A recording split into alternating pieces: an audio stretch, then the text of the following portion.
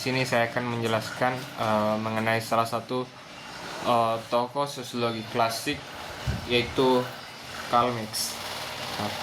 Karl Marx dikenal sebagai tokoh yang banyak membahas tentang konflik sosial, ketimpangan ekonomi, dan sistem kapitalisme dalam masyarakat.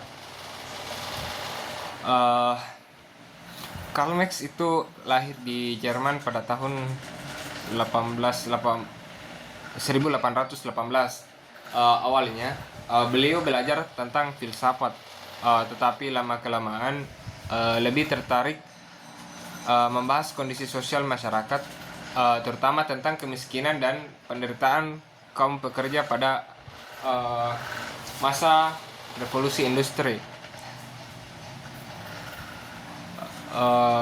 Karena itu sebagian pemikiran Karl Marx berfokus pada antara pemilik modal dan pekerja. Kemudian menurut Karl Marx sendiri itu kehidupan masyarakat sebenarnya tidak selalu harmonis. Dalam masyarakat itu selalu ada pertentangan dan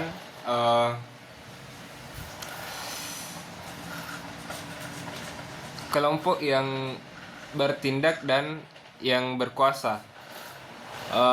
Marx menyebut hal itu sebagai konflik kelas. Nah, dalam sistem itulah muncul kapitalisme. Masyarakat dibagi menjadi dua kelompok utama, yaitu kaum borjuis dan kaum proletar. Kaum borjuis sendiri itu orang yang memiliki modal seperti pemilik perusahaan atau pemilik pabrik, dan seperti orang yang memiliki kekuasaan ekonomi. Sementara kaum proletar itu sebagai para pekerja atau buruh yang menggunakan tenaga mereka untuk mendapatkan upah. Kemudian menurut Marx, masalah utama dalam kapitalisme itu adalah karena pemilik modal mendapatkan keuntungan besar dari hasil kerja para buruh, sementara buruh sendiri sering mendapatkan upah yang lebih kecil. Jadi menurut Karl Marx sendiri itu sistem kapitalisme itu menciptakan ketidakadilan sosial dalam masyarakat. Contoh yang dapat kita lihat sekarang itu misalnya ada perusahaan besar yang mendapatkan keuntungan miliar rupiah, tetapi pekerjanya masih banyak yang mengeluh tentang gaji karena gajinya yang lebih rendah. Mungkin pendapat pemilik modal itu ya seperti miliaran, sementara gaji para karyawannya itu hanya beberapa juta, tidak sampai puluhan juta. Itulah yang membuat kesenjangan antara pemilik modal dan pekerja. Selain itu, Karl Marx juga membahas tentang alienasi atau keterasingan. Maksudnya adalah seseorang merasa asing terhadap pekerjaannya sendiri. Dalam sistem kapitalisme itu orang bekerja hanya untuk mendapatkan uang, bukan lagi karena menikmati pekerjaan itu atau sesuai dengan bakat dalam dirinya. Contohnya seperti buruh pabrik yang setiap harinya bekerja secara terus-menerus dan cuma berulang-ulang, seperti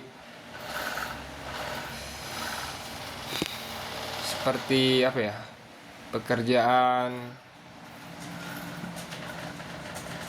buruh dilakukan meskipun tersiksa dan membosankan, tetapi tetap dilakukan karena ingin mendapatkan uang.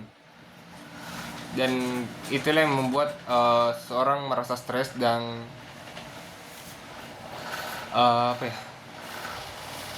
dan tidak menikmati pekerjaannya.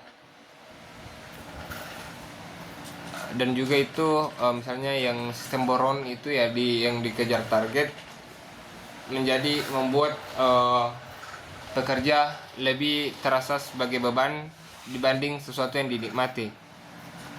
Kemudian Karl Marx juga menjelaskan tentang fetisme komoditas.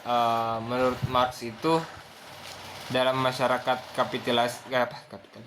kapitalis, orang lebih menghargai barang dibanding manusia yang membuat barang tersebut. Eh, Orang sering menilai status sosial berdasarkan barang yang dimiliki. Contoh sekarang itu kayak orang yang beli iPhone 17 itu lebih dianggap apa ya? Status sosialnya itu lebih tinggi daripada yang membuat HP tersebut. Padahal sebenarnya kan fungsi barang tersebut hampir sama dengan barang biasa. Fenomena ini sering terlihat di media sosial, di mana seperti di platform TikTok yang orang-orang berlomba-lomba menunjukkan gaya hidupnya yang mewah demi mendapatkan pengakuan dari orang lain. Selain itu, Marx juga membahas tentang eksploitasi buruh. Menurutnya, tenaga pekerja sering dimanfaatkan untuk mendapatkan keuntungan yang besar, tetapi hasilnya tidak dibagikan secara adil kepada para pekerja.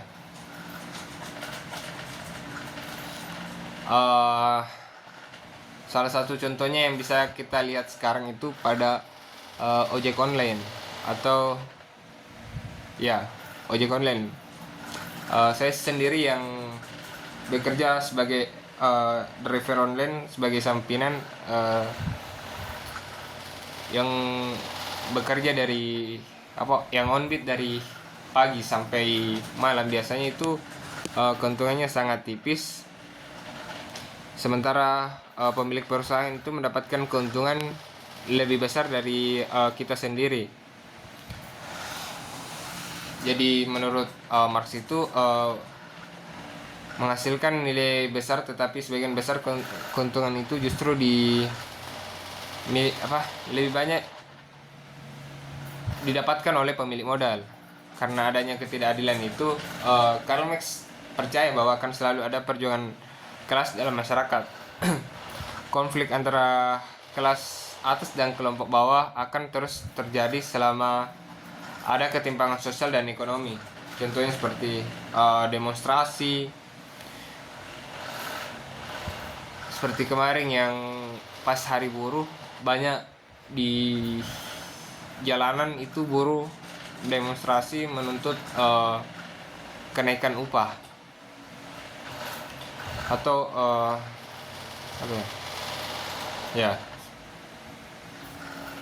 menurut Marx itu konflik seperti ini muncul karena masyarakat merasa adanya ketidakadilan dalam sistem sosial dan ekonomi. Walaupun teori Karl Marx muncul sejak dulu, tetapi pemikirannya itu masih relevan sampai sekarang. Kita masih bisa melihat adanya kesenjangan antara orang kaya dan orang miskin, eksploitasi tenaga kerja, dan persaingan ekonomi dalam kehidupan sehari-hari. Jadi kesimpulannya itu Karl Marx melihat bahwa kapitalisme ini memang membawa perkembangan industri dan teknologi yang cepat, tetapi di sisi lain juga menyebabkan ketimpangan sosial, eksploitasi, dan konflik dalam masyarakat. Karena itu pemikiran Karl Marx ini masih sering digunakan untuk memahami berbagai fenomena sosial yang terjadi sampai saat ini. Baik, pada penjelasan kedua ini saya akan menjelaskan salah satu tokoh sosiologi klasik, yaitu Emil Durkheim, yang merupakan juga tokoh sosiologi klasik, tetapi lebih dikenal sebagai bapak sosiologi modern. Emil Durkheim ini lahir di Prancis pada tahun 1818 dan meninggal pada tahun 1917. Ia berasal dari keluarga Yahudi yang cukup religius. Awalnya ini juga Durkheim dipersiapkan untuk menjadi pemuka agama, tetapi seiring berjalannya waktu ia lebih tertarik mempelajari kehidupan masyarakat secara ilmiah. Karena itu Durkheim kemudian fokus mengembangkan ilmu sosiologi agar diakui sebagai ilmu pengetahuan yang berdiri sendiri. Uh, menurut Durkheim, masyarakat memiliki pengaruh yang sangat besar terhadap kehidupan manusia. Maksudnya ini setiap jadi perilaku seseorang sebenarnya bukan hanya berasal dari dirinya sendiri, tetapi juga dibentuk oleh lingkungan sosial di sekitarnya seperti di keluarga, sekolah, budaya dan aturan yang berlaku di masyarakat. Salah satu konsep penting dari Durkheim adalah fakta sosial. Fakta sosial ini merupakan aturan atau norma dan kebiasaan yang ada di dalam masyarakat yang mempengaruhi perilaku individu. Menurut Durkheim ini, fakta sosial itu berada di luar individu tetapi memiliki kekuatan untuk mengatur individu. Contohnya seperti aturan, ya contoh sederhananya ini aturan memakai seragam di sekolah, budaya antri, dan mematuhi peraturan lalu lintas. Semua itu sudah ada sebelum kita lahir dan kita secara tidak langsung dipaksa untuk mengikutinya. Kalau semisal kita melanggar, maka akan mendapatkan sanksi, ditegur, dan bisa jadi dikucilkan. Kalau dikaitkan dengan kehidupan sekarang itu, media sosial juga bisa menjadi contoh fakta sosial. Misalnya ketika ada tren tertentu di TikTok, banyak orang yang mengikuti tren tersebut supaya dianggap tidak ketinggalan zaman atau berbeda dari yang lain. Dari sini kita terlihat bahwa masyarakat memiliki pengaruh besar terhadap cara berpikir dan berperilaku seseorang. Selain fakta sosial juga, Durkheim juga membahas tentang solidaritas sosial, yaitu rasa kebersamaan yang membuat masyarakat tetap bersatu. Menurut Durkheim sendiri itu, solidaritas sosial itu dibagi menjadi dua, yaitu solidaritas mekanik dan solidaritas organik.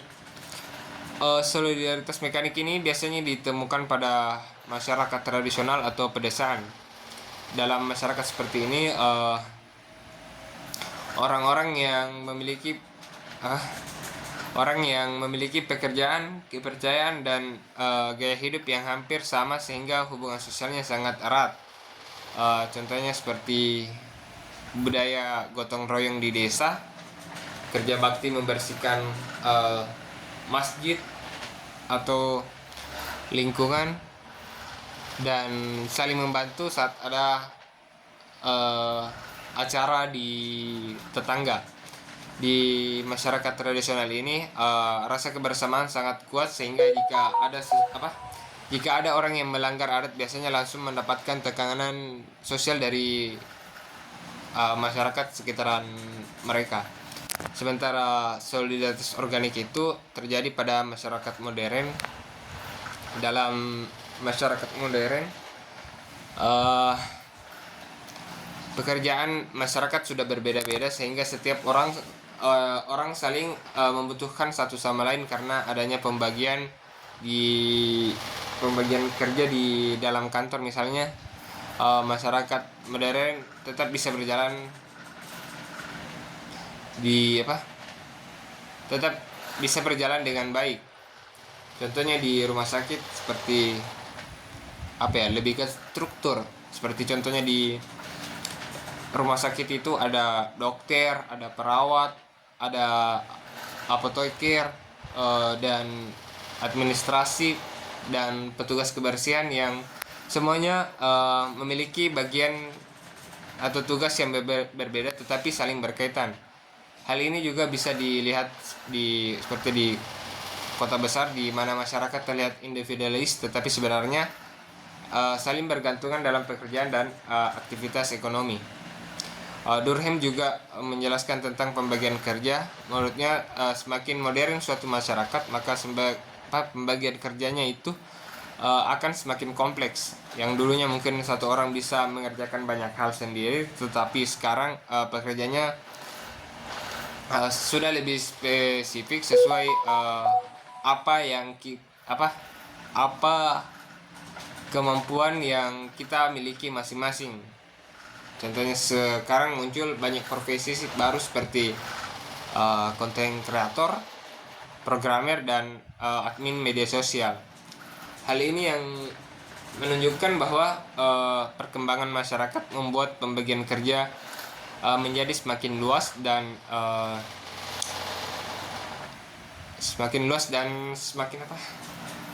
semakin kompleks.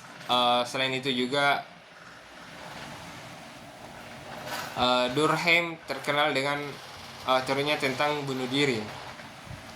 Menurut Durkheim itu orang yang bunuh diri bukan hanya tentang masalah pribadi, tetapi dipengaruhi juga kondisi sosial masyarakat. Ia membagi bunuh diri menjadi beberapa jenis, yaitu yang pertama bunuh diri egoistik yang terjadi ketika seseorang merasa terasing dari lingkungan sekitarnya. Misalnya orang tersebut merasa terasing atau kurang perhatian dari keluarganya atau tidak memiliki kesempatan tempat bercerita. Fenomena sekarang bisa dilihat dari banyak yang terlihat aktif di sosial media, tetapi sebenarnya mereka merasa sendiri dan mengalami tekanan mental. Kedua itu bunuh diri altruistik, yaitu ketika seseorang yang mengutamakan kepentingan kelompok dibandingkan dirinya sendiri. Seperti contohnya itu tentara yang rela mati demi negara atau aksi bom bunuh diri atas nama kelompok. Ini banyak terjadi di daerah Timur Tengah dan pernah juga terjadi di Bali, yang dulunya itu banyak mengatasnamakan ISIS atau Islam. Kemudian yang ketiga itu bunuh diri anomik yang terjadi karena adanya perubahan sosial yang membuat seseorang kehilangan arah hidup, misalnya karena bangkrut, kehilangan pekerjaan, atau mengalami krisis ekonomi. Contohnya sekarang salah satu contoh itu pada tahun 2020 pas COVID itu banyak kasus PHK massal yang membuat sebagian orang mengalami stres berat karena merasa masa depannya tidak jelas gara-gara virus corona dan tidak mengetahui kapan akan berakhirnya. Kemudian di penjelasan ketiga ini saya akan menjelaskan salah satu tokoh sosiologi klasik, yaitu Max Weber. Jadi Max Weber ini lahir di Jerman pada tahun 1864 dan meninggal pada tahun 1920. Weber dikenal sebagai salah satu bapak sosiologi modern karena pemikirannya sangat berpengaruh dalam perkembangan ilmu sosiologi. Selain itu, Weber juga dikenal sebagai ahli ekonomi dan politik. Kehidupan Weber ini juga banyak memengaruhi cara berpikirnya karena ayahnya merupakan seorang pejabat yang suka kehidupan politik dan kekuasaan, sementara ibunya ini lebih religius dan hidup sederhana. Dari situ Weber banyak melihat perbedaan cara hidup dalam masyarakat modern, terutama dalam kehidupan duniawi dan nilai-nilai agama.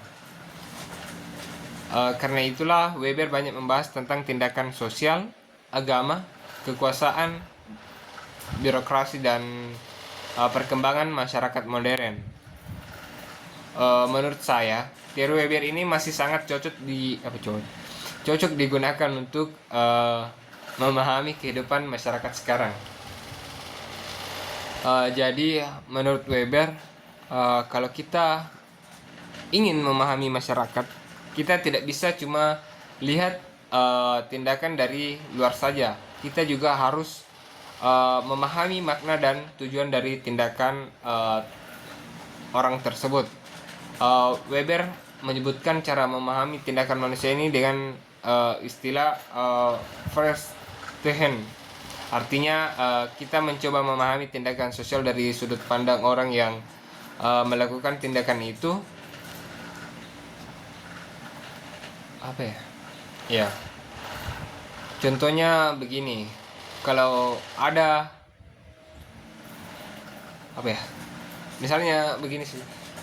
Contohnya itu saya belajar untuk belajar sampai subuh atau sampai tengah malam. Tujuannya ini agar saya bisa mendapatkan IPK yang lebih tinggi, atau ingin membuat orang tua saya bangga. Jadi menurut Weber, setiap tindakan manusia itu pasti memiliki makna. Fenomena sekarang juga banyak sekali yang bisa dijelaskan dengan teori Weber. Misalnya orang yang bikin konten TikTok atau Instagram, kalau dilihat secara sekilas mungkin cuma bikin video biasa, tetapi memiliki makna tujuan tertentu. Ada yang tujuannya ingin terkenal, ada yang cari uang lewat endorsement, atau ada juga yang mendapatkan perhatian dan pengakuan dari temannya misalnya. Nah, Weber ini membagi menjadi 4 jenis, yaitu yang pertama, tindakan rasional instrumental. Ini adalah tindakan yang dilakukan dengan pertimbangan yang matang untuk mencapai tujuan tertentu. Misalnya orang benar-benar menghitung untung rugi dari tindakannya.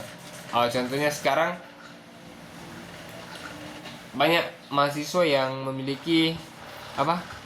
memilih jurusan kuliah yang peluang kerjanya besar karena memikirkan masa depan dan prospek kerjanya.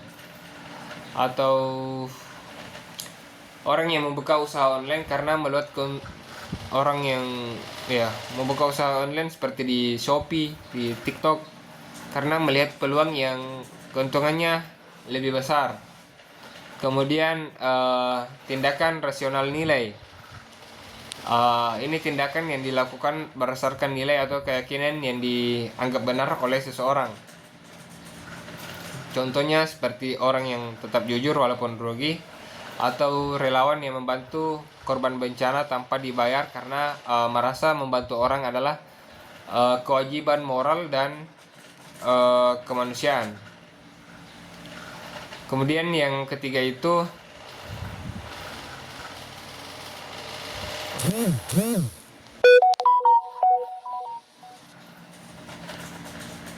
contoh fenomena sekarang ya sebelumnya contoh fenomena sekarang itu misalnya banyak anak muda ikut berdonasi sosial untuk membantu korban bencana karena merasa itu hal yang benar untuk dilakukan. Kemudian yang ketiga yaitu tindakan tradisional. Tindakan ini dilakukan karena kebiasaan atau menjadi kegiatan yang dilakukan secara turun-temurun dalam masyarakat. Seperti contohnya mudik saat lebaran, kayak ini misalnya libur Idul Adha ini banyak yang mudik menjumpai keluarganya, dan bergotong royong yang masih dipertahankan sampai sekarang di beberapa tempat meskipun tidak semuanya. Kalau di Makassar sendiri misalnya masyarakat masih menjaga budaya Siri Napace, menghormati orang tua dan menjaga adat yang dianggap karena sebagai warisan leluhur yang harus dipertahankan. Kemudian yang terakhir itu sendiri yaitu tindakan afektif. Ini tindakan yang dipengaruhi oleh perasaan seseorang. Contohnya seperti marah ketika dihina, menangis karena sedih, dan senang karena mendapatkan sesuatu. Fenomena sekarang banyak netizen di media sosial langsung menyerang seseorang karena emosi tanpa mencari tahu fakta yang sebenarnya. Jadi tindakan ini lebih dipengaruhi oleh emosi daripada pemikiran yang rasional. Selain membahas tindakan sosial juga Weber membahas tentang kekuasaan. Menurut Weber, kekuasaan bisa bertahan karena masyarakat percaya kepada pemimpinnya. Weber membagi kekuasaan menjadi 3 jenis. Yang pertama itu kekuasaan tradisional. Kekuasaan ini berasal dari adat atau kebiasaan yang sudah lama ada di dalam masyarakat. Contohnya seperti raja atau kepala adat yang dihormati karena adat istiadat. Kemudian yang kedua itu kekuasaan karismatik. Kekuasaan ini muncul karena seseorang memiliki karisma atau pengaruh besar terhadap masyarakat. Contohnya seperti tokoh agama, motivator, atau influencer yang mempunyai banyak pengikut karena dianggap menginspirasi.